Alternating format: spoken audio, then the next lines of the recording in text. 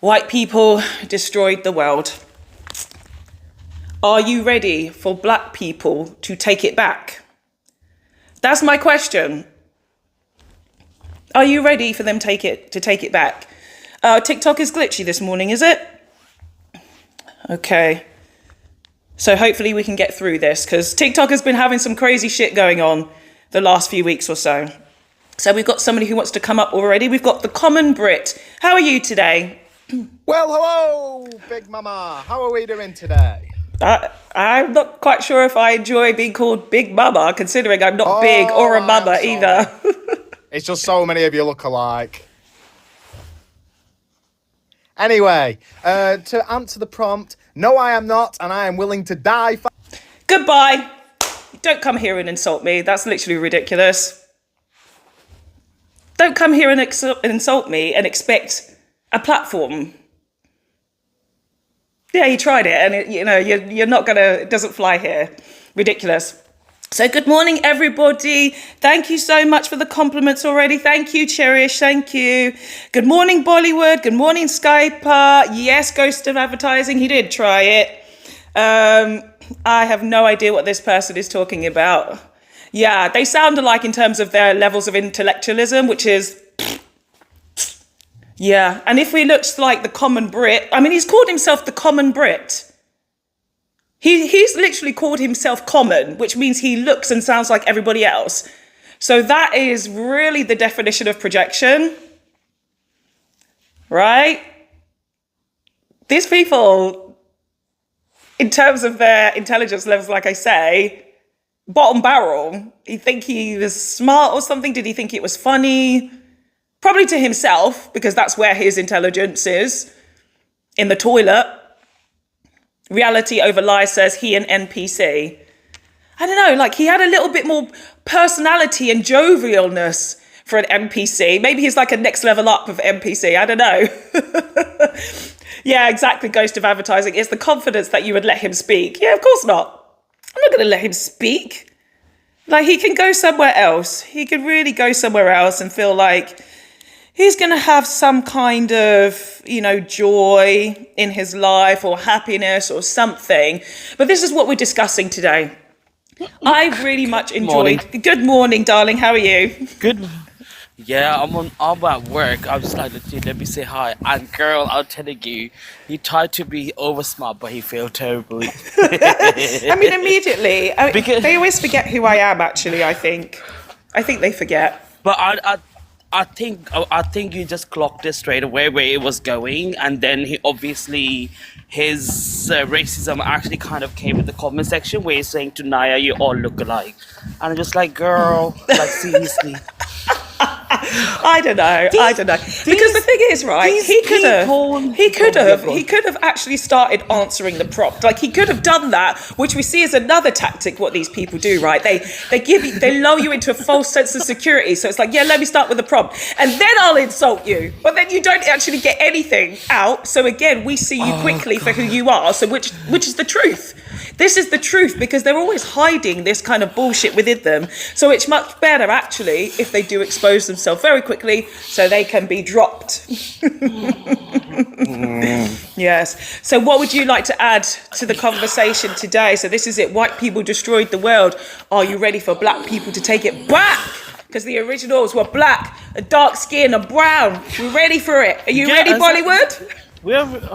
Girl, I'm always ready, you know that. I'm always ready, you know that.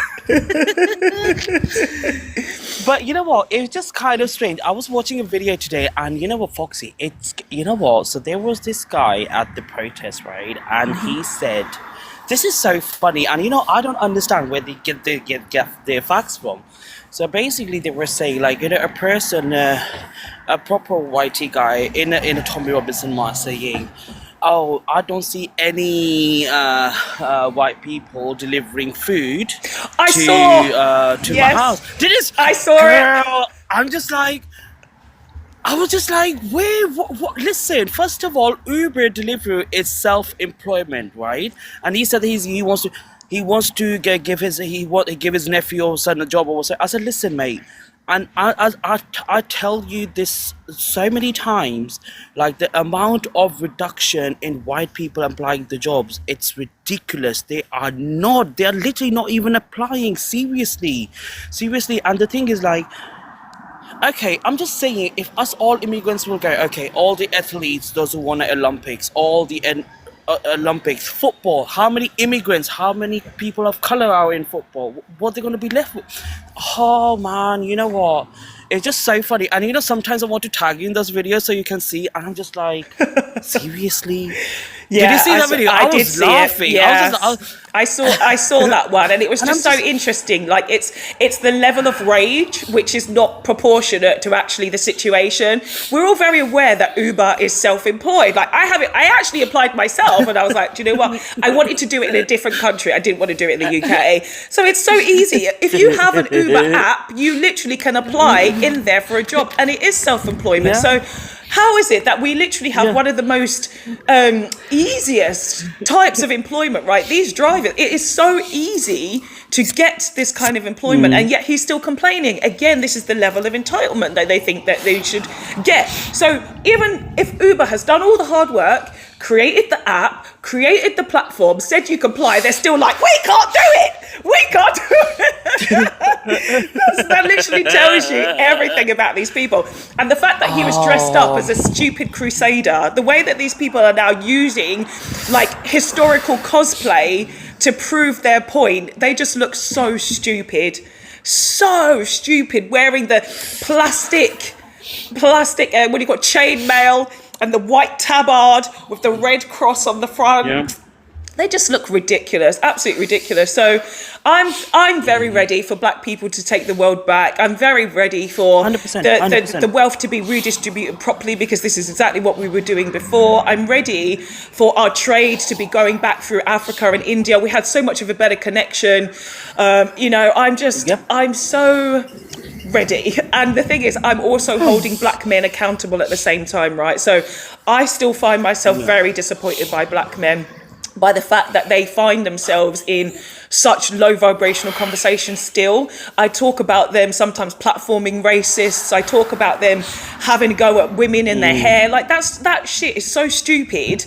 And it's white people's games. It's white people's games. And I know the same thing is happening in the Asian community as well. When you see certain conversations and you're like, remember who's actually watching. Remember who's actually orchestrating a lot of this crap. Right? We have to remember who's orchestrating this crap. I think it's time for us to be united now. Us as like black and brown people, we need to let them know that who we are. Yes. What's our existence? And as we said, we were brought here by your choice. We didn't come about our own. You actually colonized. You actually made us slaves and everything. You like dispersed us everywhere, and now you're complaining. Seriously, like what? I know, that's the thing. That's the thing. They're the ones that did all this, but then they didn't understand what they actually did. I should be honest. Do you believe in karma? And I think Yes. that now how we felt when they colonized us, when we wanted them out, and now it's came back to them. You know what I mean? This is circle of life. This is what as you sow, so shall you reap. And now you get ready for it. Exactly. Simple as that. I did see in the comment section just then, thank you so much, Beth, for muting this person, aim high, vote low, which of course is a reference to Rupert Lowe. If that's his name, I can't even remember his stupid name. But what I'm seeing a lot of the time is now white people are picking up and saying, well, it's the Arabs are doing things, it's the Arabs.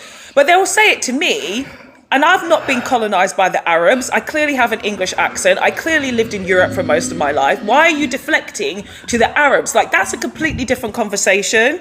They will always try to say, look at those guys over there, look at those guys over there. And Paddy Allen King is asking me to learn history. His name is Paddy.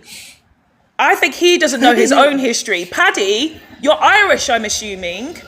You're asking me, a black person, to learn history when you, as an Irish person, are coming here talking about this and not understanding that you think that you shouldn't be part of this narrative. It is you that needs to learn history. Paddy Allen King. It is you. It is you. So we got Sunshine also on the panel as well. Yeah, I'm going to bring in I'm Sunshine gonna from go here. now because Oh, I'm at work. yes, yes. I'm gonna go, but I will be back soon. All right, thank And you. Mr. Paddy, enjoy your pint of Guinness, please, and enjoy the conversation. He's probably going to be coming to Take care. He's probably going to come to your pub shortly, and you'll have to deal with him. All right, thank you, Bollywood. See you later, love. Take See care. ya. Bye. No, take care. Bye. Bye. Bye. Bye. Bye. Okay, we've got Sunshine now on the panel as well. Sunshine, how are you today? I'm good. I'm good. Good. This topic you have is very interesting. It's very much so something that is. I don't know. I don't know whether it's just rage baiting, but it is interesting in itself. What I'm wondering is how do you Disconnected. Sunshine, you came up here with a black profile picture, which means you're probably a white person pretending to be black. This is what white people do. White people always pretend, right? They always pretend. They always want to be something else. How is it that you can say, Sunshine, that this is a rage baiting topic when it's actually it's pro-black? So, Sunshine, you're not smart. This is the problem with you people. You're not smart. I'm smart. And you think that I'm on the same level as you. And this is why I'm ready for black people to take this shit back. Because you lot are acting so pathetic and so ridiculous and thinking that I won't be able to tell who you are. It's nonsense. It's truly nonsense. Really and truly. LB, how are you today? Morning, sis. Are you tired already? She actually.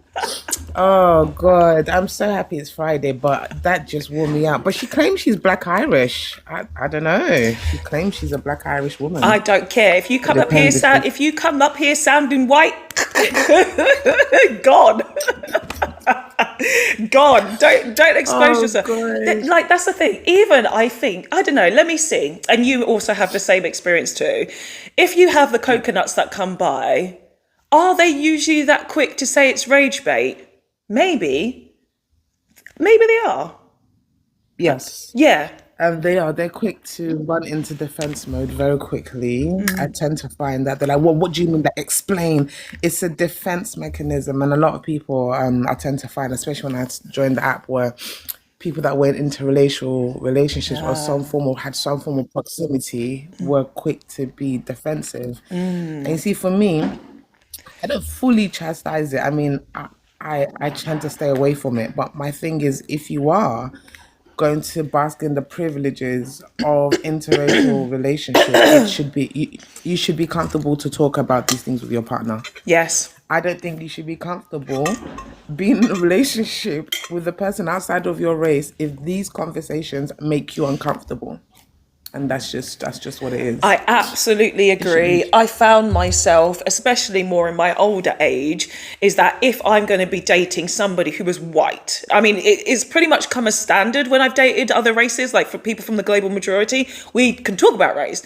But when it specifically comes to white people and white men, on the first date, I haven't dated in a long time, but when I was dating, that was like one of the first questions. Let's talk about race. In a course of like a comfortable manner. It's not like me sitting there interviewing. So what do you think about black people? It's just like a natural conversation. And then of course the alarm bells go off when they don't talk about anything to do with the injustices or anything to do with anything that's happened to us in history. They don't talk about actually what they've seen in their black or brown friends. Like, it's 2026. It's 2026. You cannot say that you are going to stay ignorant with anything that's going on in the country. And if I'm inviting you into my home or into my bed, best believe you better be understanding what's happening to my people. And you better understand that you have a personal responsibility to be part of the change, to kind of, change and improve the reputation of white people. Because you lot done a madness for hundreds of years. And it's all coming back to you now, and there's nothing that you can do about it except for actually learn and grow from it. This is the only thing you can do.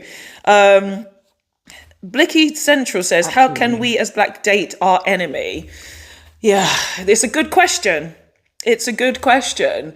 Again, this is about just asking the question of, if you're going to go into that situation, are you going to have the conversation? That's all you need. I don't think anybody should not choose. Like, I don't think we choose to date. Sometimes you can have a conscious decision, yes, but who you love is who you love. And if you are attracted to people of the white background, you have to be able to have the conversations. And that's it.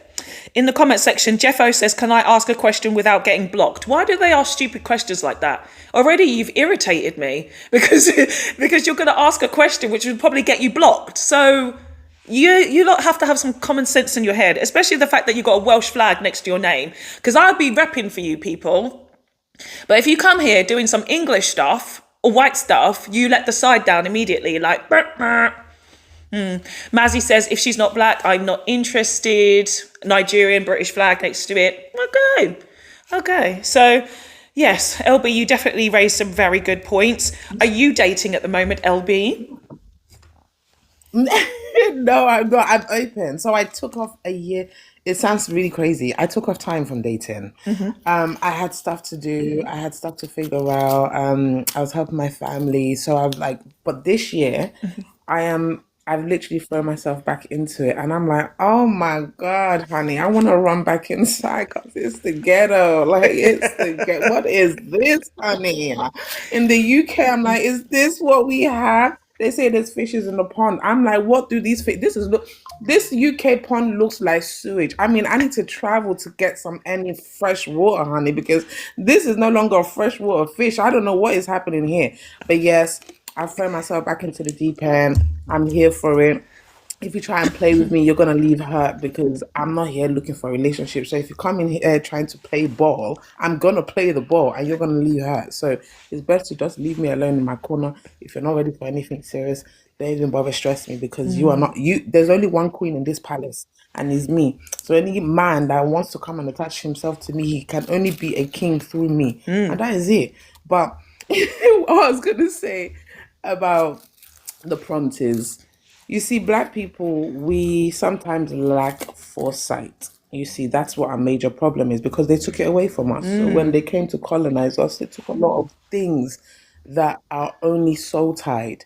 You know, your access to research, your access to who you really are, your access not knowing who you really are gives you a poor access for foresight, whereas white people lack introspection. There's something deep within them, deep about them, deep about their culture. They don't want to read into, they don't want to learn about, and they don't want to hear it. There's a very low distress intolerance for when they hear who they really are. They get angry. And it's like, it's an unexplainable anger because it doesn't make sense. It's the one creation you don't want to claim, right? You lack introspection. You don't want to take on what you do. Oh, that was my ancestors. Oh, well, that's a load of BS. Oh, you're always playing the because they can't sit with it. Do you understand? They cannot collectively sit with what they've done because they know that we know what they have done. Do you understand? And their fear, their deepest, darkest fear at night is they know how dark what they've done is, that there's always a possibility for retaliation. So in their mind, we are in their mind like a pregnant pink elephant. They cannot get us out because in their mind, they are thinking of us through the lens of what they are described as. If you call somebody a monkey long enough, in your head, you're going to start hearing ooh, ooh, ah. You will. You will start hearing it even when the monkey is not even saying it. If every morning you wake up and you're saying monkey, monkey, at some point your brain will even trick you that, can I hear the monkey? As the monkey popped out, that is what the brain does. That's that is the function of the brain. So you have tricked yourselves into believing these people that you have created as a problem are actually a problem to your freedom and to your democracy, as they like to say every time there's a threat to equality. There's a threat to our democracy, our equality. So they're losing it. They are losing it because they think we want to retaliate, but that's what they don't understand. They don't understand people that they colonize. They understand us to some extent. They do know us, but they don't understand that we don't care about them because the thing that's on the mind of somebody that wants to break free, the first thing is not retaliation. The first thing is peace. The first thing is segregation. We want We don't want to see you for a while. We want to rest. They can't imagine it. Why? Because they are not facing the same oppression. Trying to explain what you're going through, how oppressed you are, to the lens of the person oppressing you is a very difficult task. That's why sometimes it's good for them to talk to each other.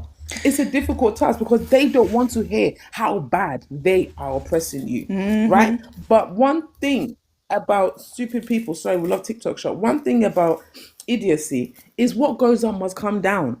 So as much as I hated that Trump was re-voted, you allowed this man, someone of this man's status, someone of what this man has shown you by example, something of what he said, you allowed him back in your space. It's like having an armed robber come to rob your house and then you now invite him for dinner 1 year later. Where would you like to come back? Everybody's mad, so we can't complain. Do you understand? But watching this level of idiocy, he's bound to fail. He is Yes, bound to it's fail. That's the destined. only thing that gives me joy. Yeah. Joy will come in the morning. It might not come in the night. There's a But, lot of- there's this a lot level of, foolishness is going to come. Yeah. Do you understand? That all Because of there's these a lot of people, idiocy especially these white amongst them. men that have actually elevated themselves to all of this, it means that their fall is greater. This is what they don't seem to understand. And some of us here are spiritual, so we're quite aware of what actually happens to somebody's soul and somebody's body. I've mentioned the fact that Donald Trump is literally falling apart in front of our eyes. Like, that's the most humiliating thing. You've seen people stepping away. He's shitting himself in public constantly. It's very embarrassing. It's very, very embarrassing. But he doesn't have the ability to feel certain types of shame. We are the ones who are actually seeing it, and with our judgment, we are causing the downfall. It might seem like it's a lot slower, but trust me, punishment is coming in the most ridiculous of ways. But yeah, a lot of it is, like you said, LB, it's because white people or white Western Europeans have had such an atrocious history. They've only been able to see the whole entire world actually through their own lens of what they don't want to attach to themselves. So everything like we talk about here is always about projection. They always see everybody, like the darker skin you have, the worse a person you are, because it's the envy as well that they have, because we're compatible with the sun, we're compatible with the land. Like everything around them is just trying to kill them. Like seriously, think about even right, when you think about Europeans, it's just coming to my mind about how they've gone to Australia, right? And there's things in the land and the sea and the sky that they can kill them. Who's going to kill? It's always the white people. It's getting the white people that, like the Aboriginals. You don't hear about Aboriginals getting like unalived by snakes and shit like that because they understand all of the animals. They understand the spiders and stuff. It's the white people. It's the white people. And even, I don't know if you've seen recently, there's a lot of, yeah, exactly. But have you seen a lot of these stories recently, LB, about, have you seen these stories where you've seen like, the richer people, and then there was the 5 divers in Italy that all drowned. Did you see this story? Yeah. Yes, so it's again because we don't have it in ourselves to retaliate black and brown people. We're not like that. This is these people, these white people that destroyed the world. So now I've said this for 2 years that natural things are going to start coming into play because the white people obviously aren't compatible with the world. They've showed that they're not compatible with the weather. They're not compatible with the people. They're not compatible with nature. Like nothing on this planet they're compatible with. So it's going to be a natural exit, and this is why they have to come up with the great replacement theory as a term for them to come to acceptance with this. But now we're seeing more people actually getting unalived by natural causes or doing things that are leading to their demise. And especially when money comes into play. So when you've got rich people who are on boats, there was that boat sinking a few years ago of all those millionaires on it, all gone. There's the divers 2 days ago, I think it was, that if you don't know the story, it's 5 Italians. They were in Thai waters, I believe. They were on this beautiful boat, and this woman is shouting at this guy because he's a patrol person, a sea guard, whatever you call them, saying you need to get out of the water. This is not safe. This is restricted area. And she's like, we're going to swim here. We're going to do it. You can't tell us what to do. 5 of them gone. Bitch, that's your karma. That's your karma. You were told. White people always get told all the time, this is going to happen. If you do that, this is going to happen. And again, that's when we would just sit there. Because for some reason, black and brown people or Asian people, wherever we are the ones who can actually reflect. And like you said, LB, we have the gift of foresight. We can see exactly what's going to happen. But they can't, because their ego and their narcissism and their psychopathy and their sociopathy has literally taken over most of their personalities. Most of these people are made up of these three traits, which is to their own demise. And that's when we sit back and go, okay, go ahead. Go ahead. And then that's it. And this is It's a why. natural extinction, isn't it? Yes. That's what I was gonna say. Can you imagine your whole life you've been told? Let me pull a random ethnicity. Your whole life as a Vietnamese person, you've been told, "Oh, you're violent, you're violent, you're violent. It's your people that are violent." Then you look around the world and you're like, "Wait, hold up a minute, right? Sorry, your whole world as a YT person, you've been told Vietnamese people are violent. Then you go around the world, you go there, and you realize they're one of the least violent nations, they're one of the least violent this, and then you look around the nation, you see your own people, and you see what the face of violence is. There's a level of I'm not accepting this because that means you would have to actually accept, wow, the government that you thought loved you and helped you with your privilege actually lies to you too. That's why I tell you guys, the people they want to really fight when they're going on protesting and saying, "Oh, yeah, give us our job." You want to bang up your government. You don't want to bang me up because I haven't had. White people don't have no business with you. We're the bottom of the line. We're the bottom of the hat, the magic hat. We're the dust of the hat. We're the bottom of the line. We have no power with what this lie has been sold to you. So you guys wake up one morning and you realize, oh, they lied to us too. Yes, they had to lie to you in order to dehumanize us in the face of you guys. But yeah, sorry. Never apologize around me, LB. Never apologize. You always come to cook. Thank you, LB. Right, we've also got Firemouth Drinks on the panel as well. Firemouth, how are you today? Hello, I've asked you to unmute. Yes. Yes, how are you 1 minute, today? please. Oh, no. I'm fine, thank you. Good morning. Good morning, good morning. Well, I'm not in the same time zone as you, but I will say good morning to you. Good. So this is the topic Yes, today. yes, okay. White people destroyed the world. Are you ready for black people to take it back, considering we are the originals and the world never saw this level of atrocity until the Europeans got themselves involved in their mess. So what do you have to add to the topic today, Firemouth Drinks? That is very true. I don't want to. You see, these days I've been getting into trouble for having some opinions towards certain things. Yeah.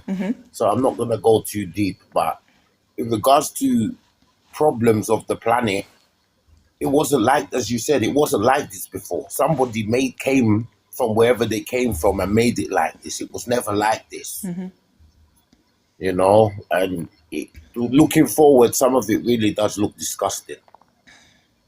Yeah, a lot of it. That's all I have In the comments section, Firemouth Drinks, someone says you've got a white girlfriend and that's why they might get mad at you. Like, why are you holding yourself back?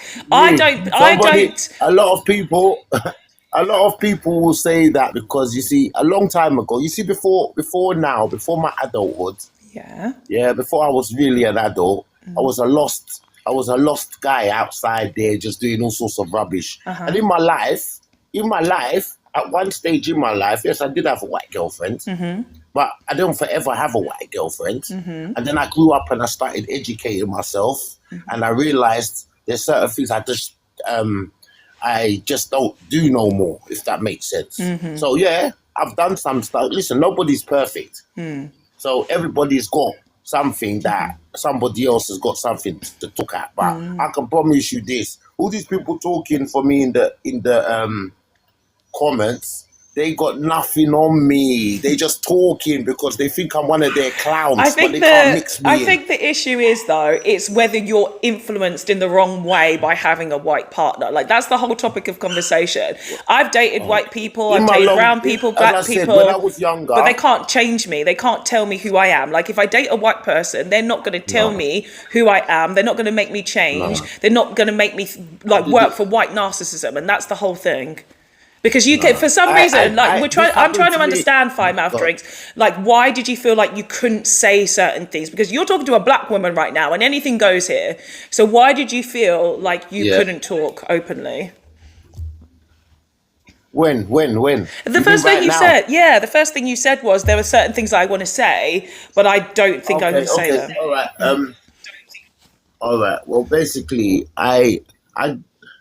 something happened recently, and I gave a comment on it, And then I basically got shot in the foot for passing on a comment. So from then, I've been kind of like very weary now on how I go on anybody's anything and say anything. But one thing I still agree with, and I don't care if I get shot for it. I always say it. I said that when it's all white, then it's all right. That simply for me, that means because I've seen it with my eyes, and I'll be a fool to say I haven't.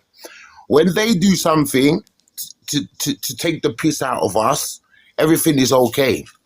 But if we were to take the same energy and do the same thing they've done for them, the world will not sleep. Yeah. All the media will come out. Yeah. Everything, no good on that topic will come out. But when Epstein does his nonsense, it doesn't want to get spoken about, and they don't want to evict or corrupt anybody inside the pictures. All I basically said is because Charlie Sloth did something there, where he posed himself as a black person, then I said, okay, I suppose if it's all white, then it's all right. Because I could only see a white person impersonating a black person, and he's not going to get no backlash, right? But if a black person ever decided to use ChatGPT or one of those AI systems to perceive themselves as white to do whatever it is they're going to do, that black man will get swallowed, classified as a racist, and all sorts of no good stuff will happen to him. So I've come on the comment and I've said, okay, well, in my eyes, when you do it, nothing happens. Yeah. Look, they killed the people. Basically, your words were taken out of context, or you weren't allowed to elaborate the whole point. Okay, I understand. That's it. Yeah. Well, I was. Yeah. So from there, anyway, I've just been very Cautious. wary on who and what I say. I just don't want no problems. Yeah. Period. But I understand. for me, I'm always convinced when they murder people, nothing happens to them. But if I murder someone, the world is not going to sleep. All the media from all over the world, wherever it is, will all come out to talk about the murder that I would have caused. Honestly. Whereas other people I'm just going to ask you, I'm just going to interrupt you a about. minute, just because I think we need to censor our language when it comes to like unaliving people, just a Oh, little I'm bit. sorry. That's okay. Just the TikTok That's algorithm. all right. And if you guys can see in the prompt here, I do have a small hashtag there for justice for Eve Sakila. So the last week or so, I have been using my platform. I have been speaking to so many different people, government officials, anti-racist groups, who else? Doctors, basically anyone I can literally get together to talk about this. And I've also been using my platform. You guys will know here that I've done several videos about this situation. The fact of the matter is, another black man was unalived in broad daylight in front of people, and there are still no arrests made. This was on the 15th of May. This is like over 11 days ago. 11 days ago. Right? If it was the other way around, as Firemouth Drinks is saying, it will be immediate. We found the guys, we know what we're doing. It will be straight. Do not sleep. Yes, exactly. That's how it always happens. The world would not sleep. So I don't know. I just got a restriction for some reason. I don't know why. Like for some reason, when I talk about Eves, especially on my platform now, I found that they get a bit of censorship, but it's fine because we keep moving, we keep pushing on. There needs to be justice for Eves, and this pinnacle point, which has happened in European history, well, present day. Okay, this should be a catalyst for black men to think, I need to fucking fix up. I really need to fix up now. I really need to think about how do I use my voice now as a black man. I just have to mute you for a second, Firemouth Drinks, because we've got some feedback. This should be black men's time to be like, that could have happened to me. What am I going to do now to unite my people in a better way, in a more positive way, to use my voice? Because the reason why this prompt is as it is, and the reason why history is it is because the white man has been intimidated to hell by the black man and by black women. They've been intimidated. As soon as they set eyes on us, they immediately went, oh shit, this is the real deal. We need to find a way. Buildings that they've got. Oh, what? This is shit. Look at those nice buildings that they've got. Let's blow them up. They can't have those buildings. Yep. Jackson Everything we owned had. half of Sony. Everything that we had, they took it. They took it for themselves. That's they it. destroyed it, made sure that That's we had it. none. And they will keep doing it. And they will keep doing it until, like I said at the beginning of Yes, this, is right. that we need to really understand and make sure that we remember who we are as people. This is why history is important, to bring our confidence levels Well, back this up is to it. where they need to be. Thank you so much, guys, in the comment section for trying to make sure that we're not censored by this. Firemouth, I'm just going to move to got too the... much money. Yes, thank you so much, Firemouth Drinks. I'm going to move to Kess now on the panel. Kess, how are you, Kess? I'm good. I'm okay. Good. So this is, of course, is How the you guys topic doing? today. Yeah, good. Thank you so much. So white people destroyed the world. Are you ready for black people to take it back? Are you ready to be part of this take back? Kess, this is my question. Sure. I'll just I'll give two indirect story, and the meaning is already there.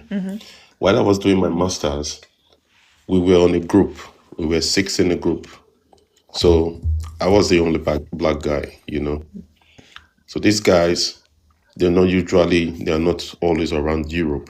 So because of the urgency of the presentation, I had to take the research myself, you know, go to places, conduct the interviews, you know, did the qualitative and quantitative analysis.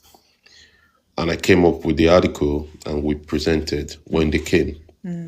They came like today, the presentation is tomorrow. I said, okay, you take this, just talk 5 minutes, I will do the lengthy one. That's the result. We wrote the exam. They were not also around. I gave them this, okay, read this area, da. So it is very obvious that I know better and stuff like that. The result came, I got 11 in a course that is rated 20. All of them got 18. I'm not joking. Even in the presentation is a continuous assessment. They got better than me, all of them. These are guys that will come and be like, Kes, can you elaborate? I didn't understand this aspect of it and stuff like that. Even in the minute of the presentation. Fast forward to my job. Number of people with color has been promoted many times. People I came before in contest. I came before. I have my masters. Some of them are not even a graduate. Someone came 6 months later, she got promoted. Yep. I've been there. Nothing 1, has changed. 2, 3, 4, 5. Nothing has changed, and nothing will ever change. This is the whole thing. I didn't really call names, but you see, from my story, you can deduce everything. I think we've probably all gone through the same thing. My mother talks about the same thing. I talk about the same thing. My father did. My sisters did. And us on these platforms, we will always talk about the same things because systemic racism exists in the UK. It exists in Europe. The first thing that you said about your project is so interesting because a similar thing happened to me where this girl was crazy. We had a group project. It was myself, another black guy, a girl from Mauritius. So she was like, you know, Asian, African. And then we had one other white boy. Oh no, was he a part of our group? No, he wasn't. No, shit. It was 3 non-white people and 1 white person, right? We were all working on this project. I did actually multimedia computing. So a lot of it was programming. Some of it was design. When you submit a form, if you guys have been to university or been into further education, you need to have a cover sheet and you have to write, of course, your names on the front, and then you have to just do a little sort of description about what your project is. This girl, I knew she was shady. I told her, and I knew she was scared of me anyway, so she wouldn't dare fuck up. I said, come to our house. So me and my friends, we lived in a 6-bedroom shared house, and one of the other people in the project, we lived together. I said, come to my house first, and we'll go to uni to hand in the project together. What did she do? She'd already printed out her own cover sheet with her own name on it. None of our names on it.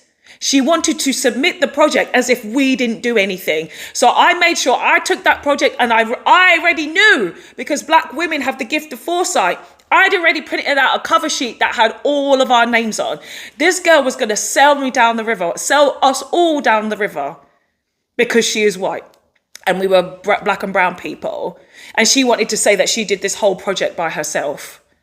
Girl, no. Yeah. No. And the second thing that you said, Kes, was about this work thing. Yes. I have a video. Actually, I don't think it's on this account. I've been shut down many times. This is my 5th account. I said a story about, just look at your workplaces. How many of you work for black and brown people? Like, how many of you have black and brown managers? Just that's the question. We're always outperforming, but we're never being put into those positions because of white insecurity. And like you said, Kes, white people can come in for like 6 months and immediately get promoted over because, again, this is about skin folk. This is about what they actually see in themselves. They do see, actually. Let me correct myself real quick. They see the talent and the skill and the drive that black and brown people have, but they don't want to put us in positions of power because they are still intimidated by that. And they think as soon as they elevate us, it changes the whole game. It changes the system, because if you put a black or brown person at the top, what happens? You start promoting more black and brown people underneath. And so where does the white man go? Where do they go? They haven't got no jobs. They have to go back to doing other, and I'm talking about office work here, right? They have to go back and do manual labor jobs. And that is exactly actually how the British Empire was set up. Like, white people's skills were in manual labor. I always bring up what, guys, for those of you who are regular here, I always bring up the same surnames: Butcher, Baker, Cartwright, Sailor, Taylor. If you've got those surnames, that was your trade. You're not supposed to be in the offices. We are the ones who are actually more naturally, intellectually minded. This is not a diss, okay? This is not a diss. Thank you, Irish Rev. Yeah, anything with Smith, blacksmith. That's your trade. These are your trades. This is not a diss. Everybody needs to play to their strengths, and everybody needs to be where and doing jobs that is actually naturally for them.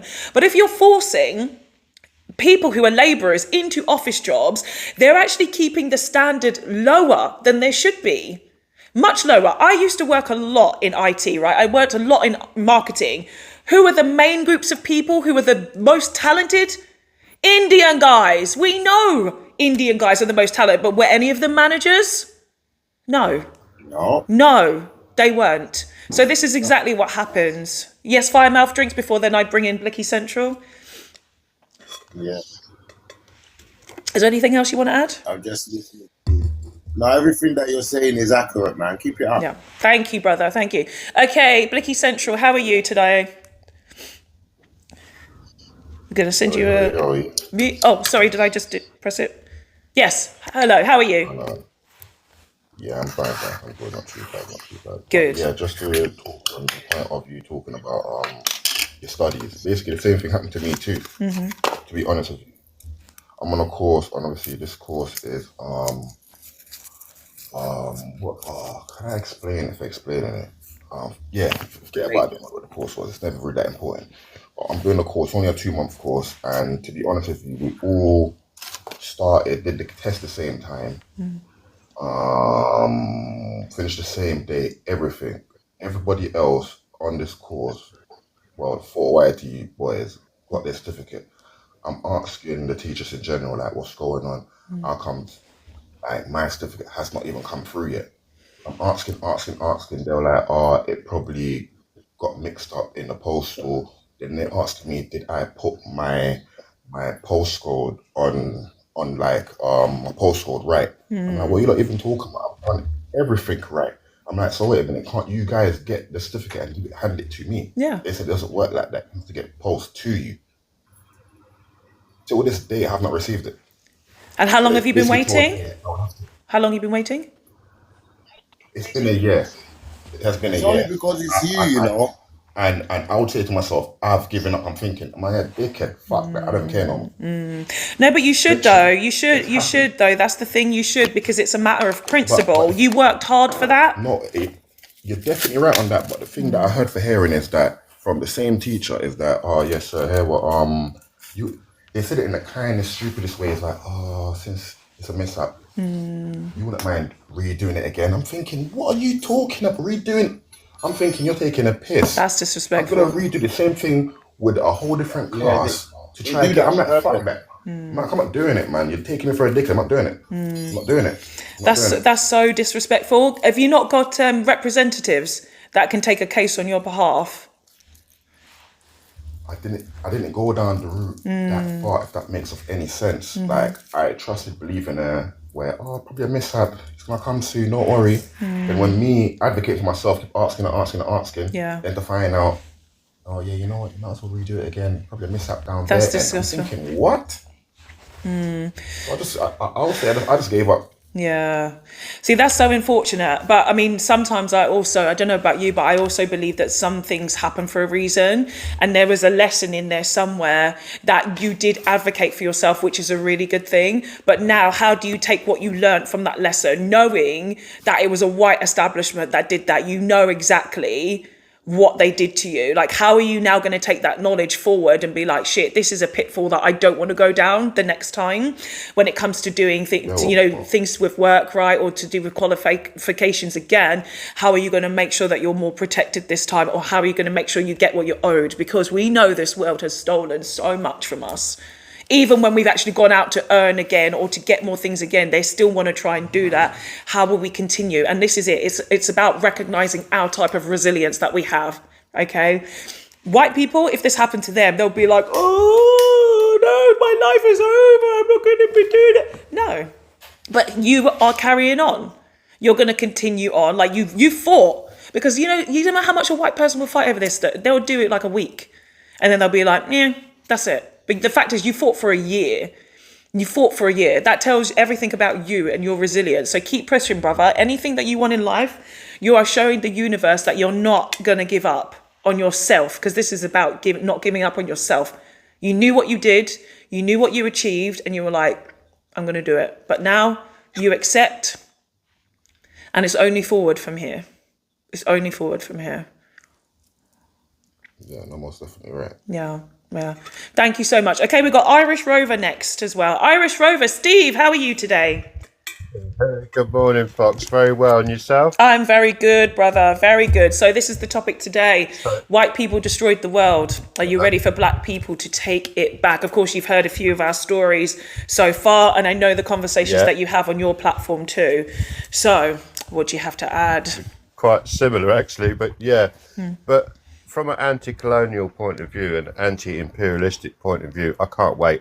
I actually can't wait for the demographic to change within inside the country so that we can see the end of the systems that we have at this present time that have harmed the world. Harmed the world in many different ways, physically, population-wise, but also spiritually as well. Yes. The things that have been passed on have infected other cultures in terms of the way the mentality is, the lack of spirituality, and also the creation of a narrative that harm is okay, that harm is good, might is right, all the sorts of things that they think and feel and pass on. So anything that didn't have a root from an indigenous nature of an understanding of care of the land, Mother Earth, spirituality, all those things that were stamped out in the name of imperialism, in that one person at the top of a throne can control everything underneath with a dominating way, and no one else can say anything about it. Also, the creation of a monoculture. In other words, culture isn't actually allowed to be expressed. So I can't wait for the day where everything in that sense can be equal and people can express themselves in their cultural trueness and not be ashamed to do so, to be who they want to be. And if that requires the demographic changing in the country, then so be it. I actually want to embrace that and allow people to do that for themselves. Whether the British mentality can accept that or not, I'll be honest with you at this point, Fox, I actually don't give a shit. Excuse me for my language, but I never really did anyway. And all the moaning and the tears, I'm not sympathetic towards. So those are my feelings. You get a clap. This is what it's about. If you are part of the future of Britain, if we're talking specifically just about Britain for a minute, then you accept the history of the world. Like, you have to go back a little bit before the Europeans started to do their crap and look at actually what the world was doing and how it was thriving. It was not coping, it was not struggling. People were thriving and they were very comfortable. And what the white Europeans do is they say, oh, well, you know what? There was some small conflicts here. So it meant it was normal. It meant that humanity was always like this. It wasn't. It wasn't. It was not. Oh, but what about the Mongolians? Oh, okay. Did they hurt you? Did they hurt me? No. What about the Ottomans? Did they hurt you? Did they hurt me? No. You hurt yourselves and everybody. And again, go back. So isn't there this thing where there's 1,000 years of history missing, right, between the 1500s and 1600s? There's 1,000 years of history missing because, again, this is when the Europeans started to put more of their talons into other people's cultures and try to remove people away from who they were for hundreds of thousand years beforehand. It only took essentially white people 400, 500 years to do what they've done to the world. Literally only 400 or 500 years to erase hundreds of thousands of years of history. It's ridiculous. It's so ridiculous. It's so ridiculous. And it's so harmful. And I really despise the way that they've managed to change other people's cultures and turn them against themselves. It was not like this at all. It was not like this. So I'm glad that Steve has those thoughts.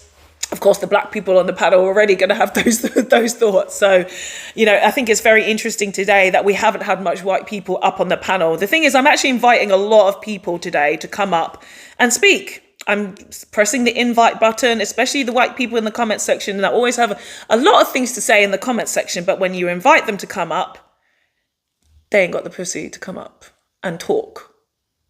They never have the guts to actually come up and talk with us here, to talk on the prompt. They don't have the ability to do so. So, yeah, on a spiritual level, Steve is spiritual, I'm spiritual. I know some people here are also spiritual, is that we're quite aware of time being sped up. We're quite aware that there is this shift. We're quite aware of this great replacement theory. We're quite aware of white people getting exited out of the system. I wish time would go faster. It's not going fast enough. I wish that there was more things that we could see in front of us to realize that things are changing. I don't think there's enough happening.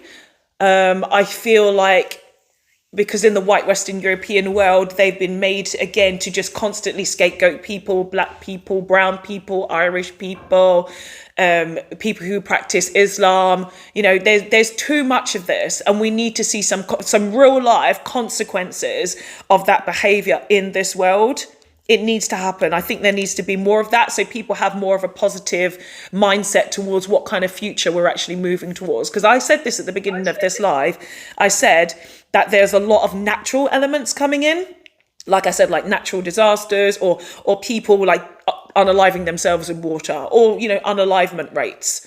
That's happening. But we want to see more actual real karma coming in a way that makes people connect with it more and say, bitch, that's actually karma. So I've been talking to the universe about this and be like, please, we need to have more of this so people have a greater understanding. Thank you, Steve. Still stick around. Okay, Covi, I know you're on Teacup. Are you there, darling? Covi, are you there? Yes. Hello, how are you today?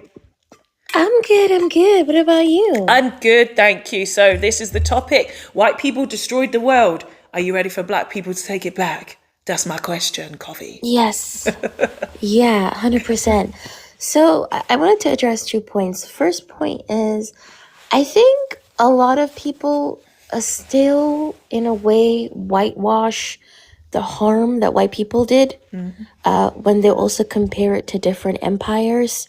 When they compare it to different, I like how people always bring up Genghis Khan, and which nobody denies he was brutal, but there is, in my opinion, there isn't a single civilization that or demographic that has caused as much chaos and harm and extermination as Western European empires did on a global scale. And I think anybody trying to equalize that or downplay that within themselves are being implicated. They're implicated themselves because they're doing it actively, right?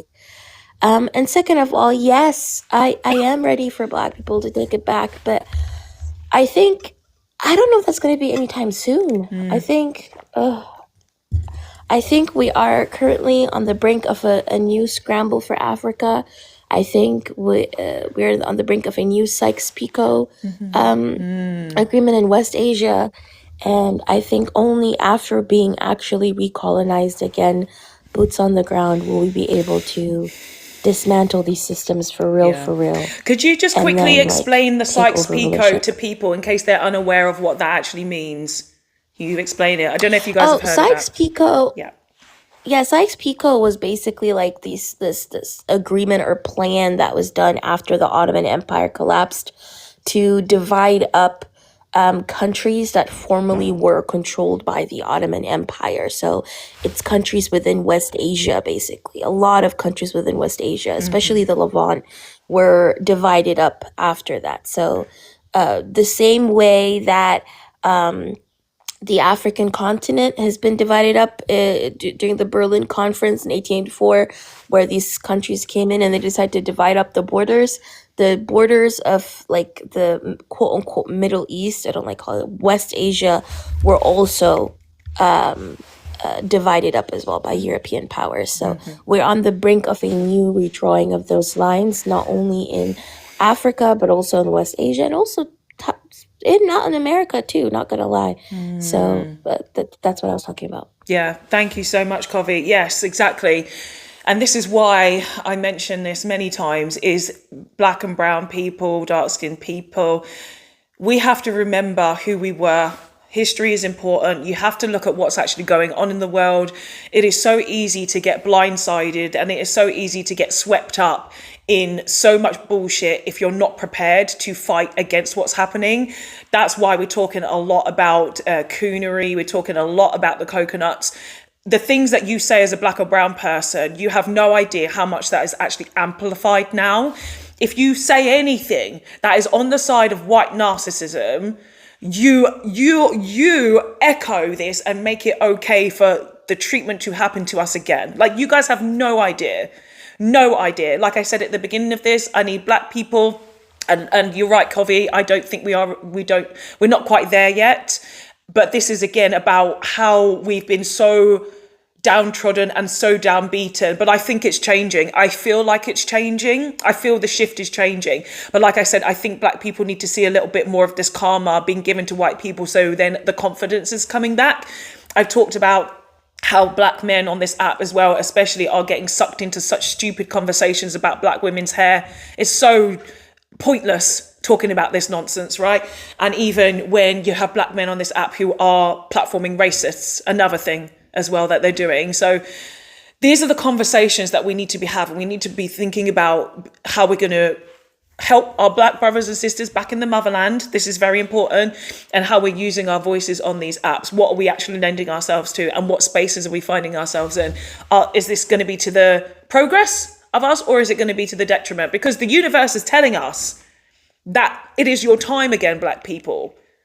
It's the universe has been telling us now for quite some time, the world needs to go back to you. It's been telling us, are you ready to hear the call? I'm fucking ready. That's why I'm on here doing this TikTok and talking the way that I do. I'm ready. Are you ready? You have people like Steve who's also ready. We're ready. You have to fall in line. You have to do what you need to do. Stop ignoring the call. I know that you get this pull and you get this feeling in you that says, you know what, as a black person, I'm supposed to be doing X, Y, and Z, but I'm doing the opposite. And yes, Kovi, exactly, the diaspora. Yes, thank you. I've talked about this a lot, diaspora wars, how there are certain white people who are like, right, okay, we know how to divide black people, because white people don't have unity. The only thing that they can unite in very quickly is in their racism, right? We know that. But you see also how they will stand by their PDFs. They got a bloody whole PDF ring, international PDF ring. They got a president. They got prime ministers. They got all these people in these places, and they still support them. You guys will know Yahya, who comes here quite often. Yahya has also said, why is it that black people will try and vilify a guy because he's got like a pew or he's got some DUI? That's the worst thing, when you've got literally groups of people who have been eating babies, raping women and children and babies, and yet they're still in positions of power. Have I gone glitchy because I said some names? Probably, because this is what this platform does. It wants me to be censored. It really wants me to be censored. So I'm trying to let somebody else up because they want to come up. But yes, Kovi, absolutely As always, brilliant points. And also, I would like you guys here to follow the Irish Rover and to Covey as well. Please do make sure that you're following these two people especially. Irish Rover, I'm going to call you out right here and now. Irish Rover is the person, and I've said this many times and I will keep saying it, that alerted me to what happened to Yves Sekila, the Congolese man that was unalived in broad daylight 10, 11 days ago in Dublin in front of people. He still has not got any justice. There's been no arrests made so far. This should be the catalyst for black men and black women to say, this is it now. We can't allow this shit to happen to us anymore. Irish Rover is the one that alerted me to this. I didn't have the confidence because black people were traumatized. Talking about this stuff and thinking about what actually happens to us is traumatic to talk about, but I'm empowered now. Yeah, Hannah is my real life friend there, by the way, guys, in the comment section. Real life friend. The fact that you had to tell me and it's not on the news is appalling. Yeah, I did message Hannah and I said, do you guys know what happened? No. This is the whole problem. It's been on international news. It's not in UK news, which is a big problem because they know that, hi, real life friend, they know that if they put that there, it's going to be over because they saw how quickly everybody mobilized around George Floyd. They don't want to have the same thing again. It's not been spoken about. That's why it's up to people like myself and anybody else who has a platform. Irish Rover, I have asked him to do joint live with someone from the Congolese community as well, because of course it's also about bridging the gap between the Irish and the Congolese. This is very important now that everybody who knows about this case or doesn't know about this case, please go and read and research, because what they've tried to do to this man, they have done so much slander on him,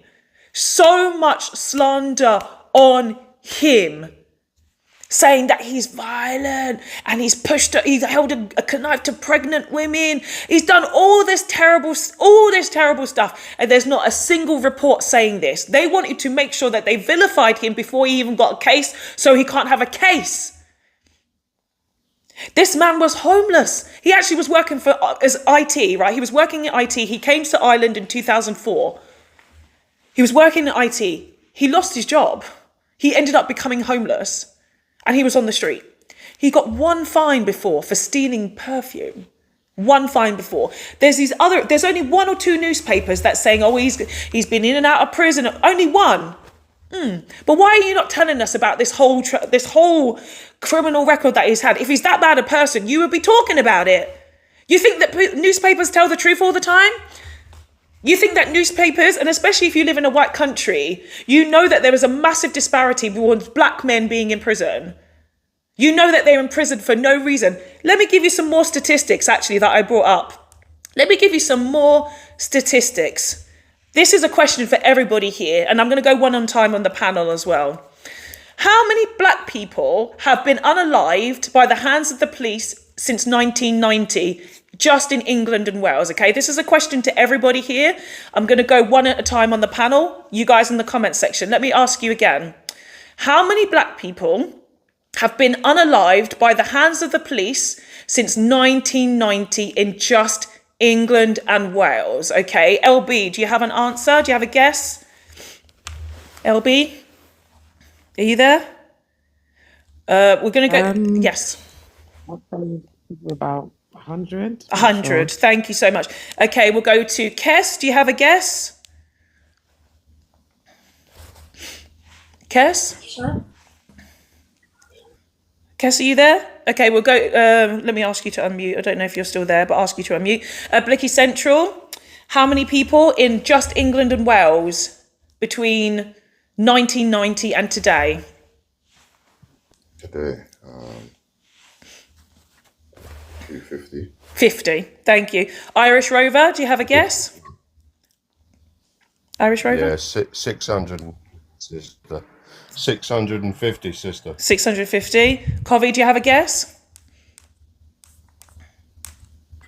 I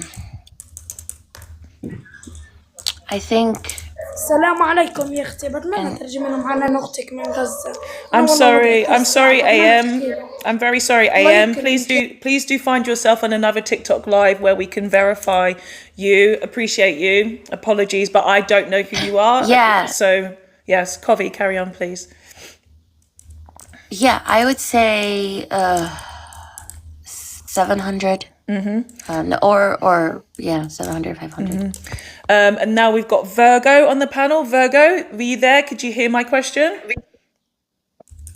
Well, as communities, there's only so much of a community percentage in each place. So I'd say about 600 in Wales and possibly Scotland and Ireland, maybe each, and maybe about 700 in the UK. Thank you so much. Okay, then we've got Soups there as well. Soups, are you there? Hi guys. Hello. I was thinking about the same 500, 600. Okay. Right, I'm just going to make sure that I give you the right figure, okay? I've got one figure here, but I'm just going to do another quick check just to make sure, okay? Right. Let me give you a statistic straight away. There are three main reasons, four main reasons that people are unalived by the police. One of them is by pew pew, another is by pursuit, another is by road traffic incident, and another is by custody. Most black people are unalived in custody. Okay? So Zangri, you're right, this is systematic. Okay, this is systematic. Okay, so the statistic is, and this is according to blacklivesmatter.uk, there's also some other statistics I got from another resource, that more than 1,740 people have died in custody or following police contact in England and Wales since 1990, with recent figures showing black people twice as likely to die than white people. 1,740 since 1990. The authorities are problematic because they have so much power that they don't know what they're doing and how it's making people feel and how segregated it's making each country and continent and even every part of the world. So I've been to Tobago and Trinidad and I've travelled the world a bit. I've been to the Middle East and obviously you get, black culture over in those countries that are Muslim too. So I'm going to include them in. I don't know what you're talking about, Virgo, Sun, Moon. I don't know what you're talking about at all. We're just talking about this statistic right now. We're going to go in order, and I'm sure you've got some kind of point that you need to make there, but it's not quite related to what we're talking about right now. I don't know why you had to go to Trinidad and Tobago. We're talking about white people destroying the police and world. stuff are just as bad. Their police and stuff are just as bad as well as ours. That's what I'm trying to say. Yeah, disconnected. Okay, we're talking about the white world. We're not talking about black people in black countries. Otherwise, the conversation would be black people in black countries. Of course, they're going to police their own. Of course they are. Like, please understand what we're talking about here. Okay. So yes, like I said, there's a lot more happening in police custody than people need to actually stand up and realise what's going on. Like I said about the Justice Eve Sakila, this was security guards. So people like me and you who can actually be security guards, and not me and you, I'm talking about white people that can be this, right? They have immediately been protected. No arrests. There's going to be some cooperation with the police. They're doing their investigation. Why is it, first of all, there's two factions in Ireland, right? There's the Garda and then there's the Force, Irish Rover. Do you know the names of it? It's the and then there's the Commissioner. Yeah, the two factions. Yeah. The Garda Síochána, which is the overall force. Yeah. And the Gardaí, which is the individual Garda officers. Yeah. So they're now doing their investigation, but I'm it's ready like, for them but to it's, take but, it but over. 1 minute, please. We'll introduce you one at a time. So now the police who've actually came to the scene are under investigation. And again, there's no arrest. So it's like we have to investigate the people that investigated, and it's detracting from a man that was killed in broad daylight. It's just constantly detracting from it. So it needs to be very much focused on what we're talking about and making sure that justice is happening for this guy. And this is why I'm telling you that this should have been the catalyst for black and brown people everywhere to mobilize and understand what the universe is asking from us. They're asking us to step rightfully back into the positions of power that we had before the Europeans decided to do their shit. That's what's happened. Right, okay, we're going to go to Soups next. Soups, aka Hoops, how are you? Hi everybody. So I'm female, 52, from Scotland. Basically, I'm absolutely affronted, like being white. And because I'm from Scotland, and perhaps even getting classed as being British fills me with fear. Believe you me, it fills me with fear. Don't like the crown.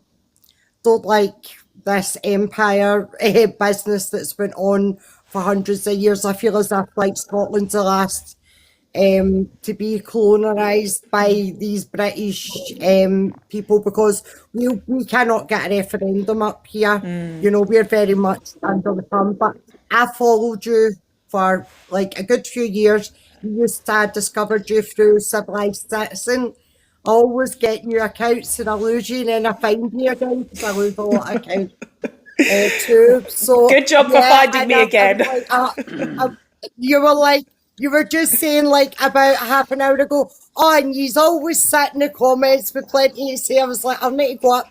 My husband, he's 60 and I'm 52. I'm a retired hairdresser, 35 years. So I also enjoy the black women hair topic, because you covered so much. You've covered like single parents hair, like, you know, and Can I just say something, please? I'm not Who's talking? Who's talking? Don't talk over. Don't talk over each other. Jess, 1 minute. Sorry, Soups. 1 minute. Just give me 1 minute. Thank you. Thank you. Just give me 1 minute, Soups. Jess, this is 3 times now you've interrupted. Let me tell you something. And everybody else here, you can see, is very patient on the panel. You obviously don't know me. You're obviously very used to unruly spaces where you can just act like a Neanderthal. It's not like that in my space, Jess. Please wait. Right? I call everybody one at a time. I've been clearly doing this. One at a time, people get to speak. You will get your turn to speak. If you cannot wait, this is not your space for you. Go somewhere else. Neanderthal, are you all right, you? You can't even say Neanderthal. Let me teach you. Neanderthal. Neanderthal. People destroyed the world. I didn't know it was a competition. What are you talking about? How is this? Girl, if you come on my panel, you at least be able to speak. Because honestly, you've been dropped. You've been dropped, girl. You're dropped. Jess, you had your time. You can't even understand what a Neanderthal is, which is you and your people. Go and look it up. Guys, in the comment section, if you want to help her how to spell it, then you're more than welcome to. But of course, we don't need to help the Neanderthal. They're already on their way out. Yeah. Soups, do you want to continue? Yeah, go. Soups, continue. I just wanted to say thanks. I was just thanking you for the education, because following you girls like taught me a lot. And like I say, like even down to black hair stuff. Love it, because I'm 35 year hairdresser, but quickly, I'm 52. My husband's 60. He looks after and accommodates homeless, but he's done 16 to 21. He's looked after and accommodated women from DV relationships, and right now he's moved into men, refugees, and he thoroughly enjoys his job. I thoroughly love the work he does, and we're like in Scotland totally being kept underpopulated, because there's only like 6 million years. God, just cities with that. We have like a bigger land mass and water mass Salam, everyone. as well, and more natural reserves. But we're definitely deliberately underpopulated. Even the Highland clearances tells you that they took power away to the Scottish people as well. And yeah, we are ready up here for black people. Are you ready for the? You're ready for the Scottish independence. We are.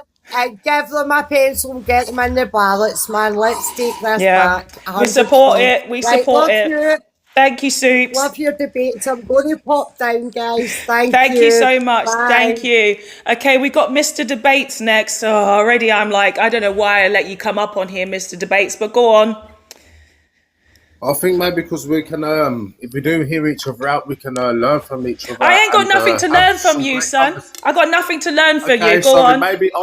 Maybe I can come into your space and learn a lot from you. Yes. And if I do so, I appreciate it. What I would like to say, just briefly, I'll just touch on what this lady had just said, the woman from Scotland. I nothing but support independence, you know. I'm Irish Caribbean, so Irish Jamaican at that. So this is why, you know, nothing but support independence for, you know. Mm-hmm. But then at the same time, I've been traveling a lot for the last 2 years, I'd say. And my conclusion is that the UK is one of the most diverse countries, or the most diverse country. Why I say this? Mr. Debate, do you have anything new to add? Because you say the same thing every time. You just read from a script. Yes, I do. And you're very much like, but everything you always come back to every time, Mr. Debate, is the UK's the best. Like, that's all you do.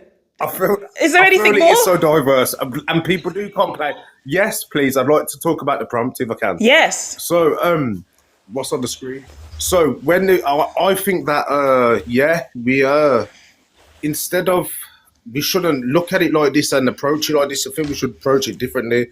I think that we should not think about taking anything, but instead building and buying and stuff like this. Not this tribal mindset where we're going backwards then, Fox, when we're thinking, oh, we want to tech back and tech stuff, because then it's a never-ending cycle.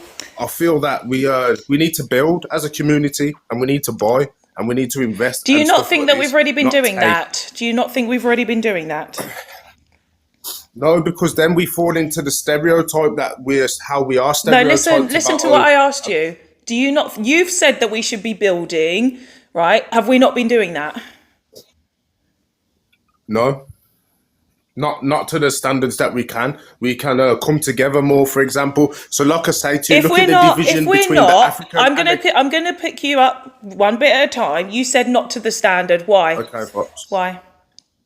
So, for example, and where are you thinking? Look at we can't all across the world, but let's just talk about. I can't say where you are. Sorry, I don't know. But like, Mr. Debate, your issue is every single time you don't want to look back because you're not answering me anything, because you came here and you've admitted that you're going to learn something from me today, right? I'm not going to learn a single thing from you. I told you this. You can learn from me. The way it's not ignorant at all.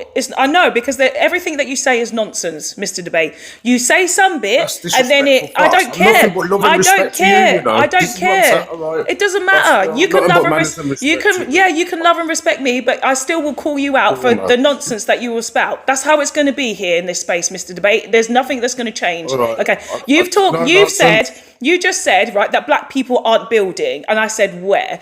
Black people have been building. You know this for a fact. And you said all over the world. But this is the problem. And this is what happens. Unfortunately, you said you're Irish and Jamaican, which again tells me you're black and white. And I've told you this before. If you have a white side, you end up doing white narcissism, which is exactly what you're doing, Mr. Debate, and you do it every single time. You don't want to see that white people always come and destroy the shit, like I have on the prompt here. You don't want to accept that white people destroy the shit. And they do it to themselves as well. To themselves. This is not just about a black brown thing. They do it to themselves. And this is what happens. It spreads everywhere, Mr. Debate. So stop talking about and saying, well, other places are thriving and surviving. You're not willing to look at the politics of a place. You're not willing to look at the history of a place. You're only seeing stuff as a superficial. because that's the only, you're only allowed to you're only allowed to see things surface level, whereas people like black women, we see the full depth of the situation and we can understand why we've built, and it looks like on the surface level we haven't been able to build. You're supposed to be learning from somebody like me. And thank you, Drew. Good to say anyone called Mr. Debate can't debate shit. This is your problem, Mr. Debate. You're trying to debate instead of learn. Not every space is a debate space. You're coming in with the mindset of I've got to be right, I've got to be right, I've got to be right, I've got to go to certain places that make me feel good. I disagree. I said I'm happy to learn. You disagree. So I disagree. But you're not learning. What have you learned just then from what I've just said? Okay.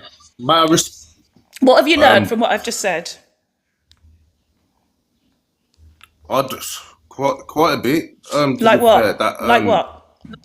Just how respectful you are to others. Even though I'm here trying to show you the utmost respect, and it's like you ain't learnt nothing. Dropped. You couldn't even repeat something that I said. you couldn't repeat like a single bit that I said. Yes, Covey, go ahead. Yeah, can I say something? Yeah. He was not respectful at all. He just reproduced anti-blackness by making it seem as if black people globally have not been building, okay? I can tell you right now, there hasn't been a single year or decade for the past couple of centuries where black people on a global scale have not been G-sided, have not been exterminated, and yet black people globally are still choosing to build, are still choosing to fight back. Black people today are fighting back while actively being invaded, while actively being enslaved on a global scale. So for him, for him to sit here and to claim, oh, black people are just not fighting or not building, as if we're just sitting down and taking it, to me is just wildly diabolical. That's so anti-black. What goes through a black person's mind for you to sit down and think, I'm telling you right now, there is not a single demographic out there that would last a day in the shoes of black people. Not a single demographic. The fact that black people are being exterminated, black people have our humanity challenged on every single continent except for Antarctica, to me is diabolical. So, I don't know. Like, it's insane. And it's insane to see how black women are the ones who are more radical. Why is it that way? Why is it always... Like, I'm trying so hard not to make this a black woman versus black man thing, but why is it always, when we look at historical, like, anti-colonial liberation fights, black men have largely held us back? I'm not gonna lie. Yeah. Because they always end up doing respectability politics, trying to reason with fascists, trying to reason with our oppressors. It's, I don't know. The original prompt, Covey, was going to be something about black men in a white world. And my mods know this. I normally give them the actual titles of what there's going to be. But I thought if I changed it to black people, then black women would be part of the conversation. But we could also talk about how black men have been letting the side down, which is what I've mentioned a few times during this live so far. It is. It's very much that case. And it's frustrating. It's really, really frustrating that, again, we are the ones with the common sense, we are the ones with the knowledge, we are the ones with the platforms who are actually doing what we're supposed to be doing. And we've always done this. In the entirety of black female history, this is what we've always done. We've always been revolutionists. We've always been intelligent. We've always been connected to the elements. We've always done that. We've never changed as people. We've only started to change a little bit because of colonization, right? But we've still maintained some kind of strength and sense of self-identity. Even if it's sleeping, it eventually gets awakened. I want to know why too many more of our brothers are still sleeping. That's what I want to know. Thank you so much, Covey. Right, we've got anti-racist mum. Jess, for some reason, is so desperate to have her voice heard, by the way. Even though Jess, I think, has been muted, she keeps requesting to come up. Apparently... she just can't, and I've seen her comments in the comment section. You guys need to stop talking. You're not making everything about race. Again, like we always say, we don't force you to be here, Jessica. We don't force you. I didn't come and find you, Jessica. You came and found me and found everybody else here who can talk about this subject, Jessica. Jessica You need help, Jessica. We ain't here to help you, Jessica. We're here to discuss, Jessica. So either get on board or get fucked. Anti-racist mum. How are you, my dear? Anti-racist mum. I am good, thanks. I've got new earbuds. Is the sound okay? Perfect. Really good. Good, no feedback, good. So yeah, I agree with the prompt, like unequivocally agree. Like the very fact that we live in the axis of evil, which is formed of capitalism, patriarchy, white narcissism, and capitalism requires racism to exist, answers, that question. Because we, white people, we have erased our own nationalities, ethnicities, cultures, traditions to become white people, this illusion, this lie of whiteness, and then we just want to destroy the world under the lie of whiteness to enable the axis of evil to destroy humanity and Mother Earth. And the only people fit to actually lead Mother Earth are Black women, First Nations women, people that are connected spiritually to Mother Earth to enable the healing of Mother Earth and the healing of humanity, because we have got too many generational layers of harm built within us, within our narcissistic programming. Thank you, anti-racist mum. You've got somebody, I say you, but Alicia in the chat section is very confused by the conversation. We got Irish Rover and anti-racist mum, two white people who clearly understand history, clearly understand the narcissism, clearly understand the projection. Anti-racist mum is, no, Alicia, you're not equal. What do you think you're equal to? You think you're equal to me? Girl, no. No, with all disrespect, no, we are not equal. So anti-racist mum actually, as we always talk about, and as I always make sure that people recognize who she is, does a lot of anti-colonial work, Alicia. So you should actually connect with somebody like the anti-racist mum, who's actually teaching people how to look at history correctly, not by the brainwashing that we've all been subjected to, by the way. We've all been subjected to some parts of it, some of us more than others. Okay. And then you have people who are actually on a decolonial journey where they're actually decolonizing their minds to understand, okay, this is what history actually did to the world. And now I understand more my present day. Why does it look like it does? Why does the country look like it does? Why are people feeling as negatively as they do? These people have actually done the work, Alicia. They are not actually just waiting for the government or education systems to give them the information. Okay, Alicia, so you need to contact anti-racist mum. Covey also wanted to add something, and then if you've got anything more as well to add, anti-racist mum. Covey, are you still there? Yes. Yeah. I wanted to add one thing, right? The people who are sitting here having colonial amnesia as if there aren't multiple G-sides happening around the world today that are funded by predominantly European countries.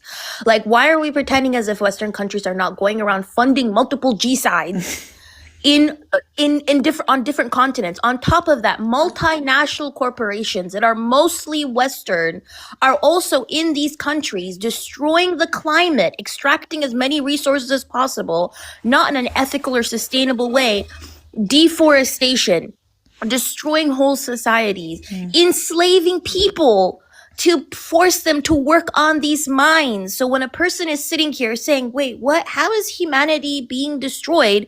The climate is being destroyed. People are being exterminated. Extraction is being funded. G-side is being funded. Like, that to me is crazy. Do you know what the Italian Red Cross said like a couple of days ago, Fox?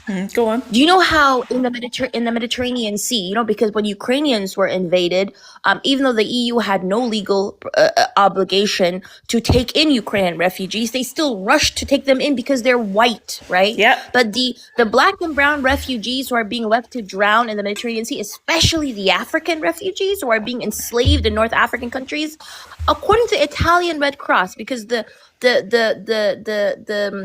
IOM, which is the International Organization of Migration under the UN, they officially said the statistic is that 35,000 people have been unalived in the Mediterranean Sea in the past 10 years. Really? But when we look at the Italian Red Cross, The Italian Red Cross a couple of days ago said that the president of the Italian Red Cross said that the number is at 200,000. 200,000 refugees drowned in the Mediterranean Sea in the past 10 years. And this was done on purpose because European foreign asylum policy is just to deter people by any means necessary from getting into Europe. And therefore they pay North African countries to enslave Africans while at the same time, if those people get into the Mediterranean Sea, they do everything in their power to let them drown so that they don't come to the EU, right? So to Europe. So for people to am I playing with this? For people to sit here and have amnesia saying, oh, wait, I don't know, what do you mean by destroying humanity when people are being exterminated today? To me, is just, it's not even misinformation anymore. It's disinformation, it's narcissism, it's gaslighting. Absolutely. Did you hear, Covey, that during that time, though, they were paying, and you Brits here will know this, they paid British citizens to actually look after white Ukrainians. The government put out a project, and I think it was £350 a month. I can't remember how much it was, but they literally were like, guys, we need to rally around the whites. So we'll pay you to keep Ukrainians in the houses. Absolute strangers, remember, absolute strangers from a culture that British people don't even know about. They don't know anything about Ukrainian history. They don't know anything about Eastern Europeans. Remember as well, they wanted to get them out during Brexit, but they said, hey, have some strangers in your house. Do you see how many stories came out after the Ukrainians came? They were like, oh, the husband now has left his wife for this new Ukrainian woman, and they're having babies. They really messed up a lot of families because of all of this, what the government actually asked them to do. It was ridiculous. And again, if you ask about any other black or brown refugees, no, there was no similar project or no similar thing. I remember actually coming back to the UK. A lot of you guys know I don't live in the UK or Europe anymore. I remember during that time coming home in the airport and seeing these little white families like, come on, you poor Ukrainian people, come on. And I could see their little egos getting so excited, like, oh, look at us doing our charity work. That's what it's like as long as you can stroke the white ego and make them feel like they're doing something important, they feel good, they feel special. But also after that time, a lot of Ukrainians ended up homeless because, of course, it was not a good scheme. The families didn't get on. There was a rising more now Eastern Europeans on the street. So it didn't actually work in the government's favour anyway. Another thing that pissed me off, you remember the Eurovision a few years ago when the UK hosted because Ukraine won? That was the biggest ego stroke I've ever seen in my life. That thing annoyed me so much. I watched the show that year where it was like, yeah, this is meant to be about the Ukrainians winning. Did we actually see anything to do with Ukrainians? Did we see anything to do with them and celebrating them or showing their struggle? No, it was all about, again, the UK or the British people stroking their own egos. Look, guys, let's talk about when we won the Eurovision. It's all about us. Me, me, me, me, me. That's what they do. That's what they do. It's ridiculous. Okay, we've got Droog next on the panel. Droog, how are you today, Droog? All good, mate. All good. Good. I just wanted to pop up and just talk about Mr. Debate for a second. Now, look. I'm a straight white middle-aged man. Okay. It's staggering to me that other straight white men can read the topic of this live stream and go, yeah, I can have a credible opinion on this. He's actually mixed race. He's actually mixed race, and this is also a problem. He's mixed race, so he has one white parent and one black parent, and it's a topic of so it's a problem, right? Because that sounds like a white person who's actually doing something for white narcissism. That's a problem. Yeah, sure. That's a problem. Oh, okay, fair enough. Mm-hmm. You do still get it, don't you? Like most of the debates I see online about abortion are hosted and discussed by men. Mm-hmm. Do you know what I mean? There's almost never women in those debates. Yes. It just made me smile. Obviously on that occasion, my example was slightly out. Thanks for clarifying. But there are loads of examples where I see people like myself putting themselves forward in debates where they've literally got no clue. Yes. About it. So on that basis, I'm going to leave you guys to have a chat about this. And I'm just going to listen because that's the best way to learn. Thank you so much, Drew. Thank you. Okay, we've got Chaz London next. Chaz, how are you today? Sorry. Morning, everyone. Yes, Foxy, according to your headline, yes, as a straight black man, I would say, yeah, we do it every day, that we take back, trying to be better, trying to have our businesses and stuff. I think when it comes down to the culture of black people, there's loads of us around the world. We do this in our own cultural way. But is it easy? No. Are there saboteurs? Yes. And that's what make it tough. And sometimes it looks like we're not doing anything, but we're doing quite a lot to just create our own market and our own thing. Because when you travel into Africa, I am Caribbean descent, but I have gone into Africa. And when you go into Africa, there's a lot. It's like a blank canvas when it comes to business. But yeah, they do their version of business. But I think one thing I would say in the black community we need to do is to have more conversations, perhaps like this, and a lot more conversations so that we can understand how to integrate with different cultures within the black community. Because even though we're all black, we got our own sense of culture. Yeah. But I think we all need to have our own, we need to have more discussions that can help us to understand each other and where we're coming from and how we can help each other. But, the topic is right. That yes, we can take it back and yes, we are doing it. And we will do it. So I don't think we're far off in any way, but we do get sabotage sometime, unfortunately. Yeah. But I think that's just part of life and what we've experienced for over 400 years. So we're not new to it. We are true to the game as a race of people in general. Yes. But we are taking it back little by little. Yes, thank you, Chaz. Yeah, exactly. Our history has shown us to be a culture of resilience, a culture of defiance. And every time we do something, if it goes wrong, we will always come back up, and we will always come back up stronger. And the reason why I put this prompt here is that, I mean, people are very aware, and I talked about this earlier, about the Great Replacement Theory. White people feel like they're going extinct. And this is, of course, to bring black people back to their natural power and their natural element. And it's whether black people are understanding it. Like, are black people actually ready to be put back onto their platforms, back onto their thrones, back onto their pedestals? Everything that actually was for us, are black people ready for it? You know, and this is why I have this platform. I think we're more. To tell the truth and shame the devil, Foxy, I think we all are ready. But I think because as the black community around the world, yes, we are more than ready as a race, but the problem is we don't integrate with a lot of different cultures within the race to have the conversations, because to move forward, take positions, to live and be better and to stand in our own authority and power, it takes us having the knowledge, but we need to speak to each other more. Yes, most definitely. And I think, and actually, as part of the conversation and how I was planning, my mods know this, is that last Wednesday, I was actually planning on doing more regular Black Lives for African, Caribbean, and actually making it more of a unity. But unfortunately, the first subject ended up being about Eve Sakila. So I don't know if you've heard about what happened to him in Northern Ireland, Republic of Ireland. He was a black man that was unalived in broad daylight by security guards, and he's still not got justice. There's been no arrests or anything. So that my first topic was supposed to be about the black diaspora, but it ended up being about us. So like you've said, it's like,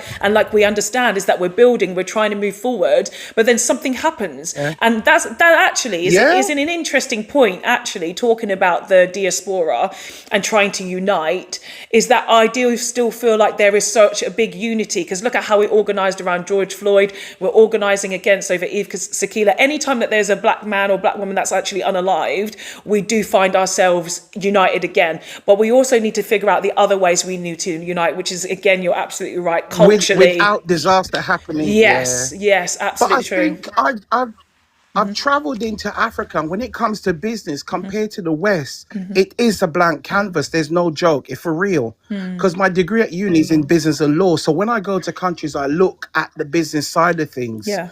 And when you look at Africa, they do business in their own way, but there's nothing wrong with that.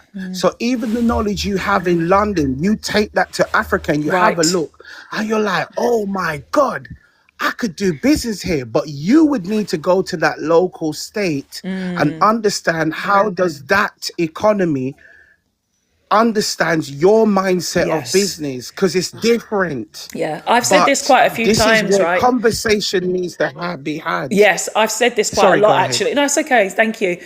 Is that us in the diaspora, right? Me, you, when we have the knowledge from the West, yeah. we actually have it to the advantage, and we're supposed to be taking it back to the motherland and teaching our people how to organize, how to mobilize and do things in a different way. Like not take over, because of course we want to stay true to ourselves. No. But it's all the knowledge yeah. that we've gained in the rest of the world, how we can actually do it. Right, I am going to rush through this real quick because I got to end in 10 But minutes. just one thing before Quickly, I go, yes. I just was gonna say, when we're taking stuff back to Africa, it's not a sense to go there and try and take over. Yes. It's a sense to create coalitions.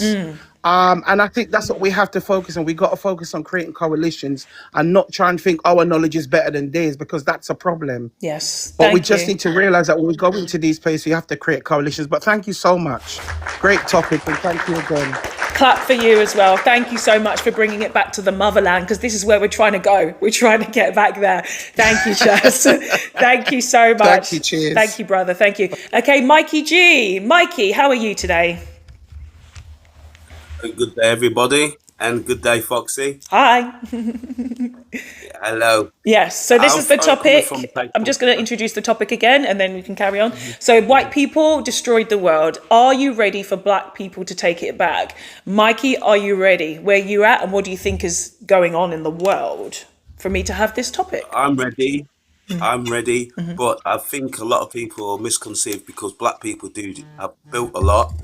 My dad is an example, and also the example of the Caribbean Centre in Burton-on-Trent, which is built by the shareholders, by black people, and then they meted it out and got lottery funding, and that's part of the story.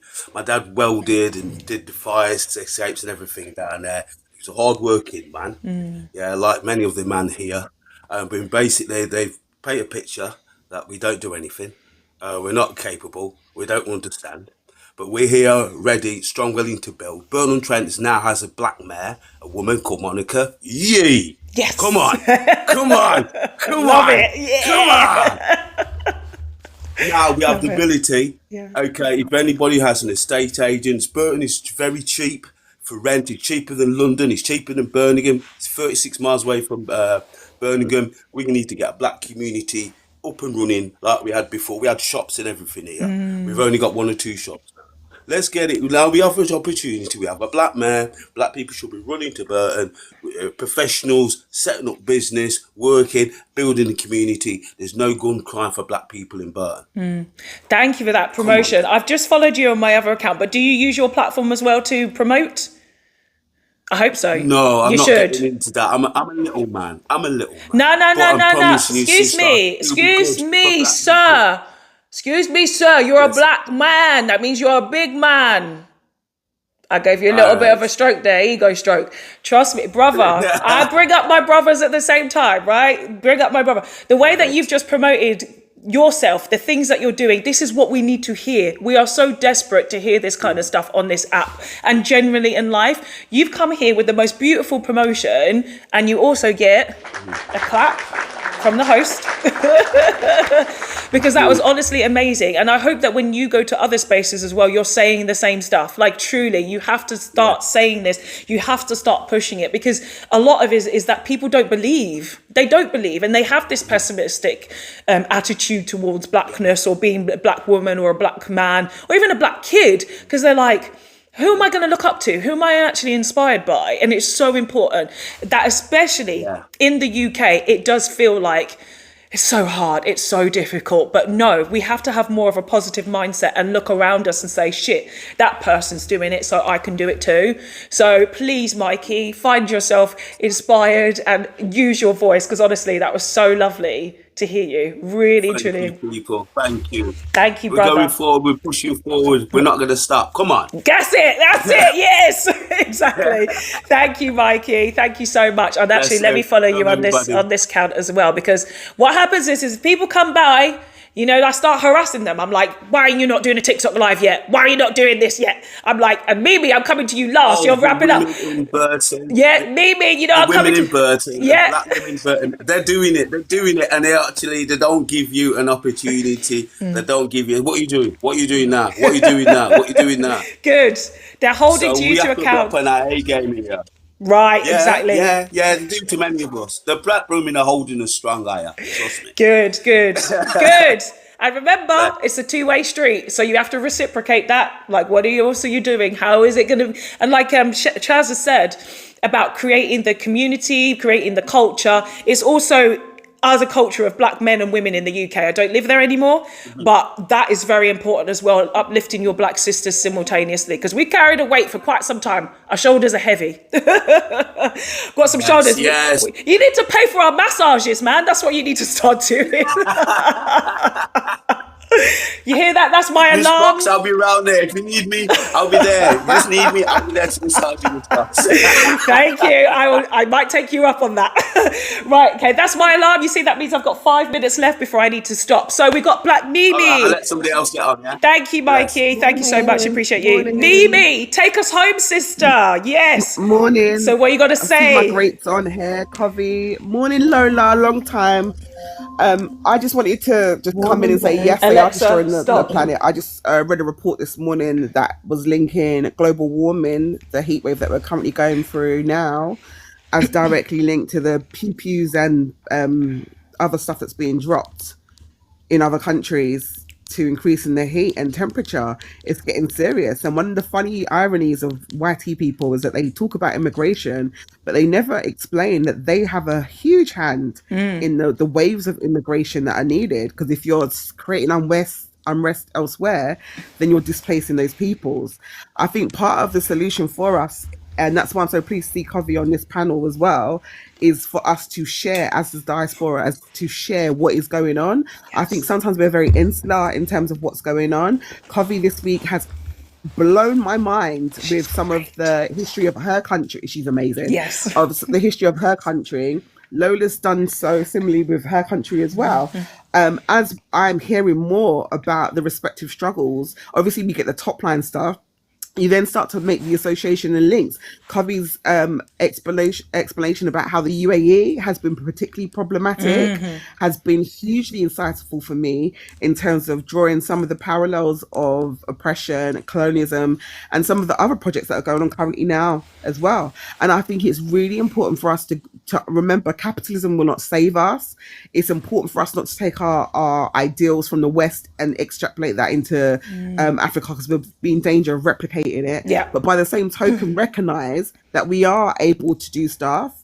What you were saying about Yves as well, I'm not sure if you're aware that the Rapporteur was talking about what was happening in Ireland and they're demanding influence as well. Yes. We were talking about the 3 girls who were unalived in Brighton, talking about having a vigil and stuff for them as well. Yeah. It is really important for people to see that we, you know, I hate when people say I'm just one person. It starts with one, you know, Linkin Park reference there. But, you know, it literally is, it starts with one. And you've got to have that. You've got to have that belief that you can affect change. If you don't, who will? Absolutely. So it's really important. And that's why I appreciate platforms like yourself. And yes, Fox is always on at me to say, you know, I'm what's like, going on. So I know. Do you know what? I have been reaching out and sending some tentacles for stuff as well. Because, as we come into the end of our academic year, it's always a time for me to start focusing on what I'm going to do with some of my young people and what's going on as well. So, that's all I wanted to say. Time is going. Happy Friday to everybody. Keep talking to each other. Keep learning as well. Learn the language, learn the terms, understand that we're not a small cog. There are wider things that are going on. It's important for us to know what is going on in other countries where a majority Black people are, because what they're doing here is not exclusive. They are doing it elsewhere, and by us sharing those experiences, we're able to also share what has worked well to support that as well. Exactly. Well That's said. I'm going to wrap there. You know, I can talk for ages, so I'm going to leave it there. Thank you. Thank you so much. Like, really and truly, and especially everybody who has come up onto the. Yeah, well said, Mimi. Thank you, LB, Covi, Mikey, Mimi, and everybody else who came up earlier as well. And thank you to the mods who also are so amazing at protecting this space. You see, we can actually have real conversations. Thank you to the 2 white people who came up. You got 2 whole white people who came up and who were like, yeah, we want the Black people to take it back. Like two whole white people. Of course, they always crash out in the comment section. They're like, oh, no. And they don't actually understand a lot to do with history. Again, if you want, you saw Steve, yeah. If you want a better future and you want things to be understood correctly, you need to be following Black people. You need to be listening to what we're saying.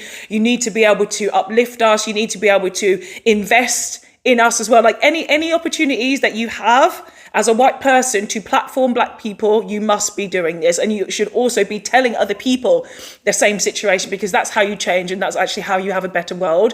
We're very aware that white people destroyed the world. And if you're a white person who doesn't accept that, you are also part of the Great Replacement Theory. And the universe is telling you that you will no longer have a place here. So it's literally your choice. It's your choice. But if you still want to stay and you don't want there to be all this negative energy, all this hateful behavior, all these wars, these G-sides, you don't want any of that stuff. You need to just shut the fuck up and listen.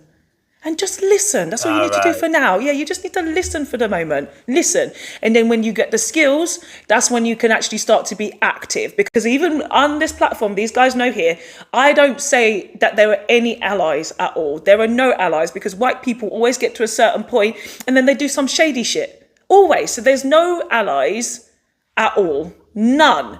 You have to let white people do their thing every single time. You have to let them be in their spaces. Like I say, listen and learn, and then try to educate other people. That's it. You will never find me propping up white people. The only person I do always say is anti-racist mum, because she has the courses and she's actually teaching people actively, and she's been doing it for about 20 years. So she's the only person and I don't even call her an ally. I call her an educator, right? She's an educator.